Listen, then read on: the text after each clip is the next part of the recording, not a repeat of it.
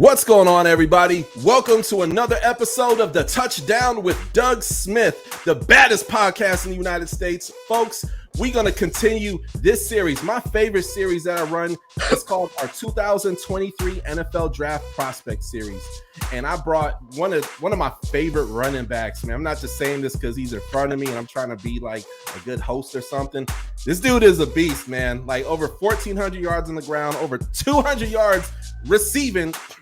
Man, tons of touchdowns. He has every intangible that an NFL team could take and want. Ladies and gentlemen, I want to take and welcome running back out of McNeese State, Deonte McMahon. Deontay, how you doing today, man? I'm good. How about yourself? I'm doing well, man. I'm feeling electric today, man. We have an electric player, man, so I'm bringing that energy today, man. I appreciate you. Well, Deontay, man, you've had one heck of a football journey. I did a little deep dive on you. You're from Florida originally. You really got it out the mud, man. You went to JUCO college over in California, I think it was, right? Butte College? Sure. Yep. Man, describe to me what this whole process has been like. I mean, you're pretty much college football royalty, man. So how's this whole process been for you? I don't know about royalty, but, I tried to make do with what I had. Like you said, coming out of high school, went straight to JUCO, 2,000 miles across the country. California, and I just made it do what it do. Didn't really have any, big D1 offers out of high school and stuff. Maybe D2, few D2s. I know Albany State was definitely one of them. But for the most part, yeah. No D1 offers, no barely any D2. Had to go JUCO. And then I just, paid my way through there. Kept my head down, just grinding. And before you knew it, I came out on top. Had a great season at McNeese. They picked me up and took a gamble on me. And then I just didn't let them regret it, Just had to come and do my thing, put on for McNeese. Yeah, man. And in hearing your story, you're the perfect example of somebody given the opportunity. You ever heard say, "Oh, I give you an inch, you take a mile"? Well, you took multiple miles, man, on the ground, running it up against other defenses, man. Without a doubt, got to. Yes, sir, man. What's the? I don't know how to say this, man. What's the source of like your energy? Like, where does this dog and DAWG come from, man? Like, what's the source of this, man? Well, I mean, I come from a small town, and just having everyone around me, giving me that motivation and that drive, just put that dog in me to like want to, prove all the naysayers wrong and put on for my city. So for the most part, the energy really came from me just want to put on for my city and, do great things and show my family, make them proud. That's awesome, man. And we say put on for your city. Let the good folks know where you're from originally. Frostproof. Yes, sir. 863, Polk County.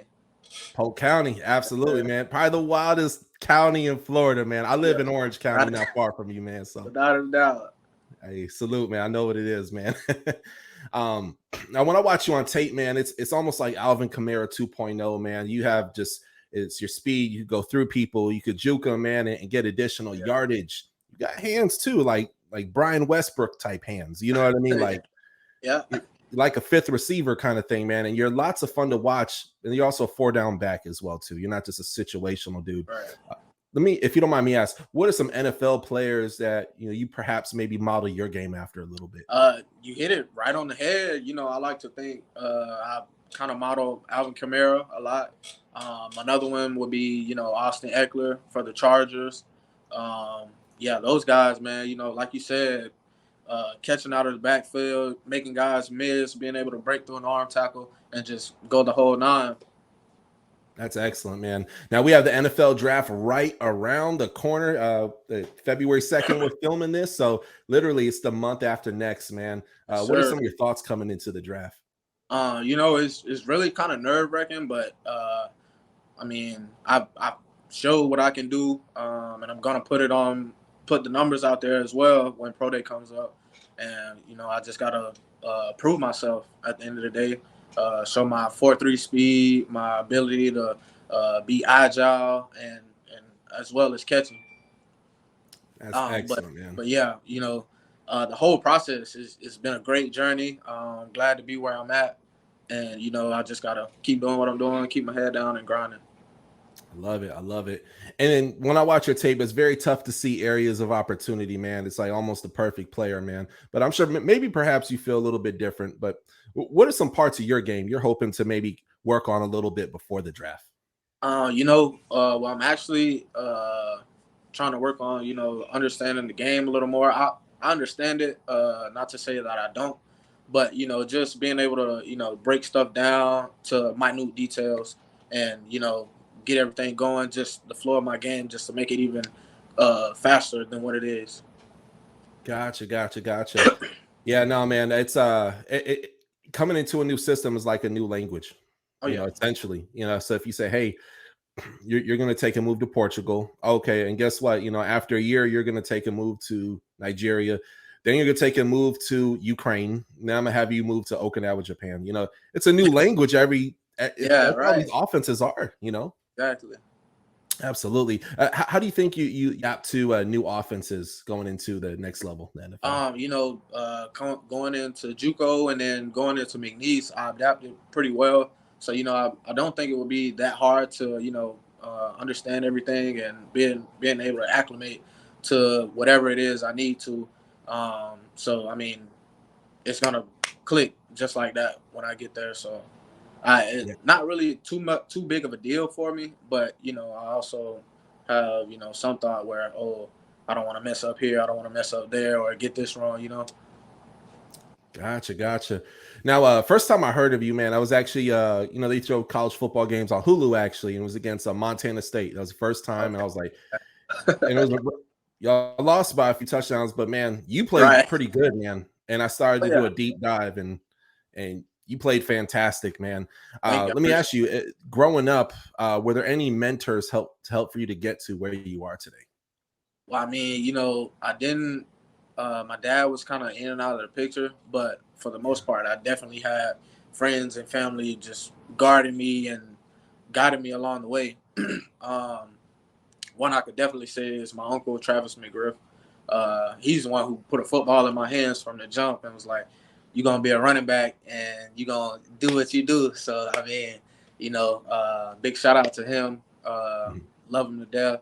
My mom and my stepdad, they pushed me through high school to, get good grades and just strive to be great, as well as training. I mean, just being on me every day, telling me to never give up and just keep pushing forward step by step, one foot in front of the other. So those are three main people that I could definitely say were a big impact on my life, as well as my cousin, Richard Campbell. Great guy. He's a school teacher right now, but he's definitely helped me along the way as well. Training, just being, a great, guy in my ear to just let me know, hey, don't do this. Hey, don't do that. Just keeping me on the right track. Love it, man. I love it, man. It's so important to have these people part of your life, man. And you seem like a young man really has all his stuff together, man. And you have the whole world in front of you, man. So shout out to all those people that you just mentioned, man. That's really awesome. I appreciate that. A lot of people out there who don't, you know what I mean? They literally, I watched the show, was it Last Chance University recently, even though it's basketball now. They're not doing the JUCO stuff no more, but they're doing it for JUCO for basketball. And you see some people, like, they may have like a cousin and that's it. And it gets hard, especially at that JUCO level, man. It's like, and then being in California, they don't give you scholarship and stuff like that. So that makes it even 10 times harder. But I mean, a lot of guys like myself, make it do what you do and come out on top at the end. Just stay steady. Yeah, absolutely. Now back to the draft. A lot of guys are training in different parts of the country. How's your training been so far, getting ready for your pro day? Training has been amazing. I got a guy named Jeff Higueroa and James Washington. James Washington is my speed guy, and Jeff Higueroa is my lifting guy. And, man, I can't thank them enough. Just in the few weeks that I've been with them, I've made so much progress. My first day of training with my speed guy, James Washington, I surprised myself, man. He set up the 40, the laser notches. Like the laser gun and stuff. Right. Yeah. And I knocked out a 4.3, man. I shocked myself because I'm thinking I got plenty of confidence in myself, but Yeah. I haven't ran a 40 in probably since high school. So, Yeah. going out there and doing that, it really shocked me because I'm thinking I'm not giving myself really the benefit of the doubt, just giving myself like a low 4.4, low 4.5 maybe. Yeah. But to come out and just do that before I even started training, and Yeah. it was insane.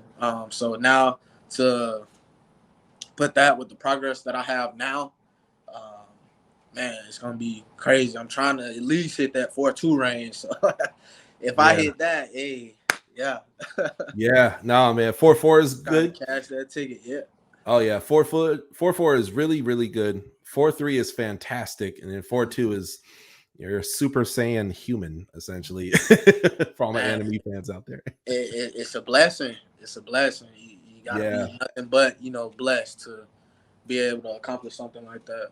absolutely, man.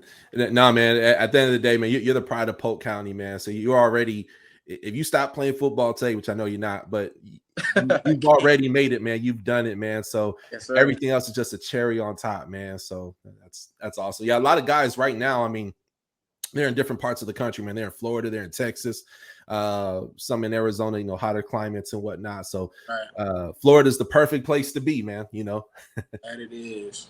That it Yes, is. sir. That being said, what's something, NFL teams, they do an abundance of research on people. Mhm. They talk to coaches, they talk to teachers. You can be a multi-million-dollar investment, in Right. an organization, essentially, right? So they ask all kinds of questions.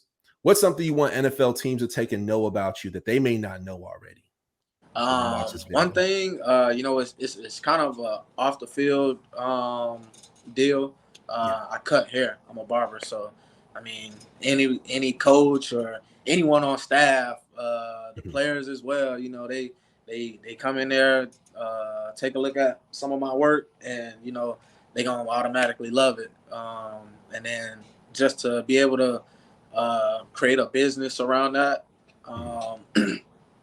Besides, the NFL and stuff like that, it'd be a great opportunity for me.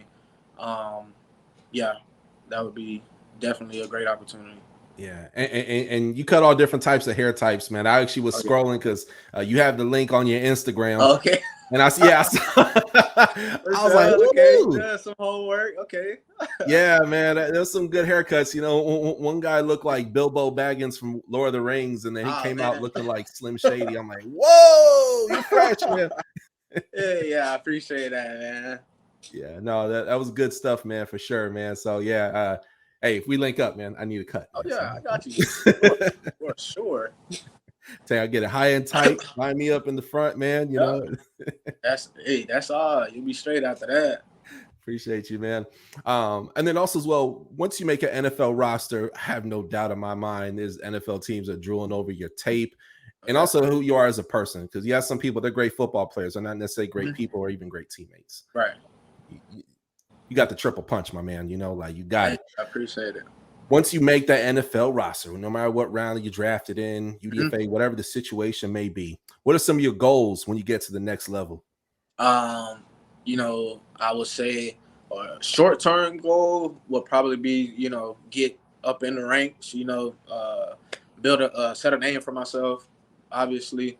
And then, a long term would just be, to surround myself around guys that are gonna be able to or help me build myself up into, the man I want to be someday in the near future.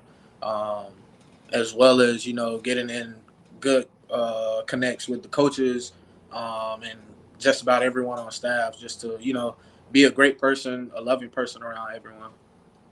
Love it. I love it, man. Let's say we had it's your last question of the night here. Let's say we had a time machine, man, and we fast forward 15 years from now, man. They make a movie on your life. Mm. What would you title that movie, man? Ooh. Probably say because my grandma, she raised me for a little while as I came up as a child, and I love her to death. She passed Yeah. probably a few years ago now. My Um, condolences. and I would probably name it after her. Her name was Deborah, but we called her Bora. So I would just probably name it Bora's grandchild. That's dope, man. That is dope. Grandchild. Okay. I like that, man. So it probably would start like about her life and the impact she had on you, and then movie carries on from there. Oh yeah. Academy Award winner. Let's go. Storyline. Great storyline. I love it, man. Well, Deontay, man, thank you so much for coming on the show, man. For all those taking and watching this interview, go down below in the description. Not only gonna have a social media, I'm gonna have the link to his awesome Instagram where he cuts hair as well too. So I have all his hair. If you're in the Polk County, Orange County area, Central Florida, got you. I have all that stuff down there, man. Before we go, Deontay, any shout outs? Go Polk. You heard it here first, man. Shout out to Polk County, man. Y'all have a blessed night. Go ahead, hit that subscribe button. Drop a comment down below. Let us know how this interview made you feel, man. This is one of my favorite interviews I've done, man. So Deontay, Mr. McMahon, thank you so much, man. Oh yes, sir. No Thanks for watching another episode of the Touchdown with Doug Smith, where I cover all 32 NFL teams plus NFL exclusive interviews. Hit that subscribe button, hit the bell for the alerts, comment below, and we'll catch you next time on the Touchdown with Doug Smith.